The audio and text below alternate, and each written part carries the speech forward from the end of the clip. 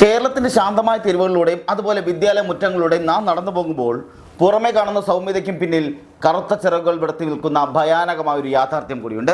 സമൂഹത്തിന്റെ വിശ്വാസതയും ആദരവും ഏറ്റുവാങ്ങുന്ന മുഖങ്ങൾ, നാം ഒരിക്കലും സംശയിക്കാത്ത ഇടങ്ങൾ, കുടുംബനാഥകളായും അതുപോലെ അധ്യാപകരായും ദന്ത ഡോക്ടർമാരായും മോഡലുകളുമൊക്കെ വേഷം വിട്ടിരുന്ന മനുഷ്യർ, ഇവരൊക്കെയും ഏതാനും നിമിഷങ്ങൾക്കുള്ളിൽ വമ്പൻ ലഹരി ശൃംഖലയിലെ വിശ്വസ്തരായ കണ്ണികളായി മാറുകയാണെന്ന വാർത്തകൾ കേട്ട് കേരളം ഇന്ന് ഞെട്ടലോടെയാണ് കണ്ണു തുറക്കുന്നത്.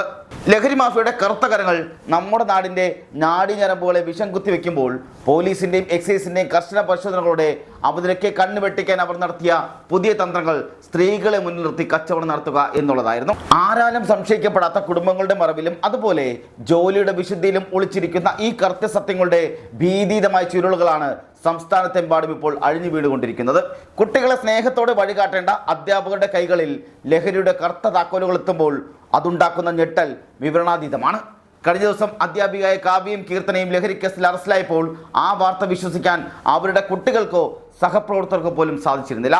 ഒരു ഓട്ടിസം സ്കൂളിലെ സ്പെഷ്യൽ എഡ്യൂക്കേറ്ററായി ജോലി നോക്കിയിരുന്ന കാവ്യയും കായിക അധ്യാപികയായിരുന്ന കീർത്തനയും പോലീസിന്റെ പിടിയിലാകുന്നതുവരെ തികച്ചും സാധാരണക്കാരായ അധ്യാപകരായിരുന്നു, സമൂഹത്തിൻ്റെ കണ്ണിലെല്ലാം. എന്നാൽ ആ കുപ്പായങ്ങൾക്കെല്ലാം പിന്നിൽ അവർ ചെയ്തു പോകുന്നത് അതിഭീകരമായ ലഹരി വ്യാപാരത്തിൻ്റെ മറപിടിക്കൽ കൂടിയായിരുന്നു.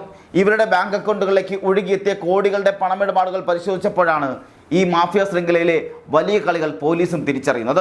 വിദ്യാഭ്യാസ വകുപ്പ് ഇരുവരെയും ഔദ്യോഗികമായി സർവീസിൽ നിന്നും പുറത്താക്കിയെങ്കിലും തങ്ങളുടെ പ്രിയപ്പെട്ട ടീച്ചർ ലഹരി വ്യാപാരികളായിരുന്നു എന്ന യാഥാർത്ഥ്യം ആ വിദ്യാലയങ്ങളിൽ ഇന്നും വലിയൊരു പാടായി അവശേഷിക്കുന്നുണ്ട്.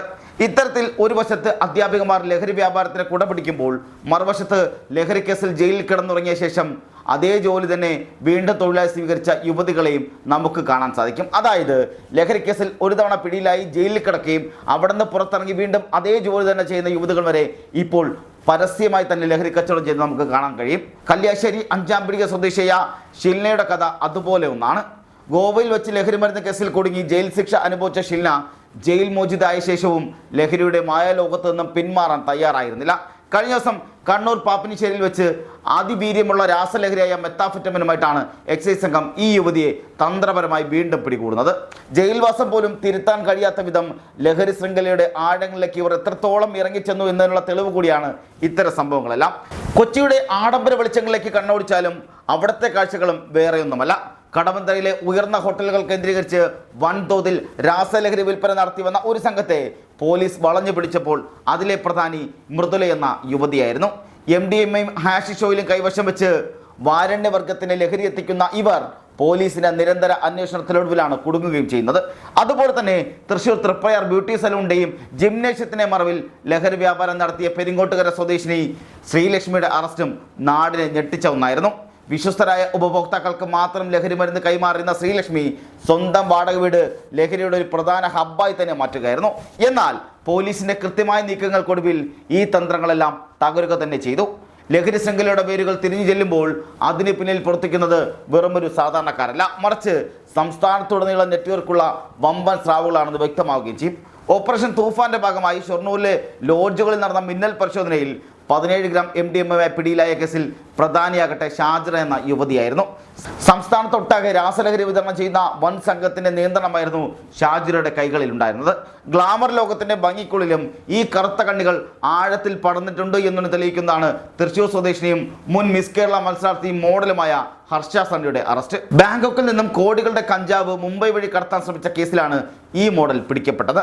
ആഡംബര ജീവിതത്തിന്റെയും പണത്തിന്റെയും മോഹം യുവതികളെ എത്രത്തോളം ആപൽക്കരമായ വഴികളിലേക്കാണ് നയിക്കുന്നത് എന്നതിൻ്റെ വ്യക്തമായ ഉദാഹരണം കൂടിയാണിത്. കൊച്ചിയുടെ ലഹരി വഴികളിൽ നിന്നും തുടർച്ചയായി പുറത്തു വന്ന വാർത്തകൾ ഞെട്ടിക്കുന്നത് കൂടിയാണ്. ഓപ്പറേഷൻ തണ്ടറിന്റെ റെയ്ഡിൽ കൊച്ചിയിൽ വെച്ച് MDMAയുമായി ആഷിക തൻവീർ എന്ന യുവതി പിടിയിലായപ്പോൾ മറ്റൊരു കേസിൽ വീണ്ടും അകത്തായത് പലതവണ ലഹരി കേസിൽ അറസ്റ്റിലായ റിംസി മുന്താസ് കൂടിയായിരുന്നു. എത്ര തവണ പിടിയിലായാലും വീണ്ടും ഈ ലഹരി മാഫിയയ്ക്ക് അവർ തന്നെ തിരിച്ചെത്തുന്നു എന്നത് ഈ സാമ്രാജ്യത്തിന്റെ ഭീകരത വ്യക്തമാക്കുന്നത് കൂടിയാണ്. കടവന്ത്രയിലെ പഞ്ചനക്ഷത്ര ഹോട്ടലിൽ മുറിയെടുത്ത് സംഘം ചേർന്ന് ലഹരി ഉപയോഗിച്ച കേസിൽ പോലീസിന്റെ പിടിയിലായത് ഉന്നത വിദ്യാഭ്യാസം നേടിയ യുവതികളായിരുന്നു. ദന്ത ഡോക്ടറായ ബെൻസിയും ഫിസിയോതെറാപ്പിസ്റ്റായ ഫാത്തിമയും ഇവിടെ വെച്ച് അറസ്റ്റിലാകുമ്പോൾ വിദ്യാഭ്യാസമോ സാമൂഹ്യ പദവിയോ ഒന്നും തന്നെ ഈ ലഹരി എന്ന മഹാവിപത്തിൽ നിന്നും ആളുകളെ മാറ്റി നിർത്തുന്നില്ല എന്നത് വ്യക്തമാക്കുന്നത് കൂടിയാണ്. തൃശ്ശൂരിൽ കഴിഞ്ഞ മാസം നടന്ന ഓപ്പറേഷൻ തൂഫാൻ വൻ വേട്ടയിൽ 320 ഗ്രാം MDMAയുമായി 5 അംഗ സംഘം പിടിയിലായപ്പോഴും അതിൽ 2 പേർ യുവതികളായിരുന്നു. പാലക്കാട്ടെ റിസോർട്ടിൽ വെച്ച് ലഹരി ഉപയോഗിച്ച ശേഷം തൃശ്ശൂരിലേക്ക് കാറിൽ മടങ്ങുന്ന സംഘത്തെ പിന്തുടർന്നാണ് പോലീസ് വിദ്യ, ശ്രീലക്ഷ്മി എന്നിവരടങ്ങുന്ന സംഘത്തെ അറസ്റ്റ് ചെയ്തത്. ഇവരെ ഒന്നൊന്നായി പുറത്തു വരുമ്പോൾ വാർത്തകൾ വിരൽ ചൂണ്ടുന്നത് ഒരേ ഒരു കാര്യത്തിലേക്കാണ്. കേരളത്തിൽ ലഹരിക്കടത്തിനായി സ്ത്രീകളെ കാരിയർമാരായും കച്ചവടക്കാരെയും ഉപയോഗിക്കുന്ന പ്രവണത ചിന്തിക്കാൻ പോലും സാധിക്കാത്ത രൂപത്തിൽ വർദ്ധിച്ചിരിക്കുന്നു എന്നുള്ളതാണ്. എന്തുകൊണ്ടാണ് ലഹരി മാഫിയകൾ ഇത്തരത്തിൽ സ്ത്രീകളെ തങ്ങളുടെ കച്ചവടത്തിന് പ്രധാന മറിയായി തിരഞ്ഞെടുക്കുന്നതെന്ന് ചിന്തിച്ചാൽ അതിന് പിന്നിൽ വളരെ ആസൂത്രിതമായ ചില കാരണങ്ങൾ കൂടി നമുക്ക് കാണാൻ സാധിക്കും. യാത്രാവേളകളിലോ വാടക വീടുകളിലോ സ്ത്രീകളോ കുടുംബങ്ങളോ ആയി താമസിക്കുന്നവരെ പോലീസോ എക്സൈസോ പെട്ടെന്ന് സംശയിക്കില്ല എന്ന വിശ്വാസമാണ് ഇവർ മുതലെടുക്കുന്നത്. റോഡുകളിൽ നടക്കുന്ന മിന്നൽ പരിശോധനകളിൽ പലപ്പോഴും വനിതാ പോലീസിൻ്റെയോ വനിതാ എക്സൈസ് ഉദ്യോഗസ്ഥരുടെയോ സാന്നിധ്യം ഉണ്ടാകാറില്ല. ഈ ഒരു സുവർണാവസരം മുതലെടുത്ത് വസ്ത്രങ്ങൾക്കുള്ളിലോ ശരീരത്തിലോ രാസലഹരി ഒളിപ്പിച്ച് കടത്താൻ ഇവർക്ക് എളുപ്പമാകുന്നു. മറ്റ് സംസ്ഥാനങ്ങളിൽ നിന്നും കേരളത്തിലേക്ക് കോടികളുടെ ലഹരി മരുന്ന് എത്തിക്കാൻ ഭാര്യ ഭർത്താക്കന്മാരെ നടിച്ചോ കുഞ്ഞുങ്ങളെ കൂടെ കൂട്ടിയോ ഇവർ യാത്ര ചെയ്യുകയും ചെയ്യുന്നു. കാറുകളിലും ട്രെയിനുകളിലും കുടുംബസമേതം സഞ്ചരിക്കുമ്പോൾ സുരക്ഷാ പരിശോധനകൾ ഒഴിവാക്കാൻ കഴിയുമെന്നതാണ് ലഹരി മാഫിയയുടെ പ്രധാന കണക്കുകൂട്ടൽ. അതുപോലെ തന്നെ സാമ്പത്തികമായി ബുദ്ധിമുട്ടുന്ന യുവതികളെയും ലഹരി ഉപയോഗത്തിന് അടിമപ്പെടുന്ന പെൺകുട്ടികളെയുമാണ് ഏജന്റുമാർ പ്രധാനമായും ലക്ഷ്യമിടുന്നത്. ലഹരി ഉപയോഗത്തിന് അടിമപ്പെട്ടവർക്ക് സൗജന്യമായി ലഹരി മരുന്ന് നൽകാമെന്ന് വാഗ്ദാനം ചെയ്താണ് ആദ്യം ഇവരെ വലയിലാക്കുന്നത്. പിന്നീട് വലിയ തുകകൾ കമ്മീഷനായി വാഗ്ദാനം ചെയ്ത് സാമ്പത്തിക ബുദ്ധിമുട്ടുകളുള്ള യുവതികളെ ലഹരി ശൃംഖലയുടെ സജീവ കണ്ണികളാക്കി മാറ്റുന്നു.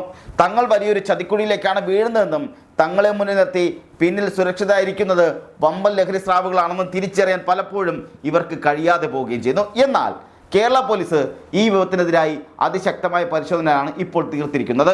Operation Toofan, the narco hunt എന്ന പദ്ധതികളിലൂടെ സംസ്ഥാനത്തുടനീളം വലിയ ലഹരി മാഫിയയുടെ വേരറുക്കാനുള്ള അതിതീവ്രമായ പോരാട്ടത്തിലാണ് ക്രമസമാധാന പാലകരെല്ലാം തന്നെ. സിന്തറ്റിക് ഡ്രഗുകളുടെ അതിവേഗത്തിലുള്ള വ്യാപനത്തെ തടയാൻ ഡിജിറ്റൽ യുഗത്തിന് അനുയോജ്യമായ അത്യാധുനിക സാങ്കേതിക വിദ്യകളും ഇന്റലിജൻസ് സംവിധാനങ്ങളും ഉപയോഗിച്ചാണ് ഈ ദൗത്യം മുന്നേറുന്നത്.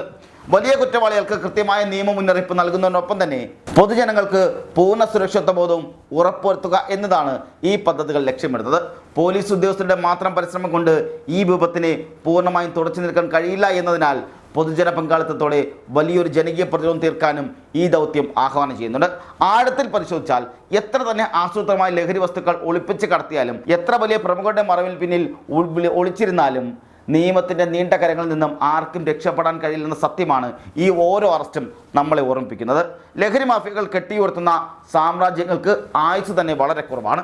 വസ്ത്രങ്ങൾക്കുള്ളിലോ ബാങ്ക് അക്കൗണ്ടുകളിലോ ഒളിച്ചു വെക്കുന്ന കറുത്ത സത്യങ്ങൾ ഒരു നാൾ പുറത്തു വരിക തന്നെ ചെയ്യും. പ്രത്യേകിച്ചും പ്രകൃതിക്കും നിയമത്തിനും കുറ്റകൃത്യങ്ങളോട് ഒത്തുതീർപ്പ് നടത്താനാകില്ല എന്നുള്ള ശാശ്വതമായ സത്യം അട്ടിമറിക്കാൻ ആർക്കും കഴിയുകയുമില്ല. ലഹരിയുടെ ഭീതീതമായ ഇരുട്ടിലേക്ക് വീണു പോകാതെ നമ്മുടെ സമൂഹത്തെയും വരും തലമുറയും കാത്തുസൂക്ഷിക്കാൻ ജാഗ്രതയോടെ ജനകീയ പ്രതിരോധം തന്നെയാണ് ഒരേ ഒരു വഴി.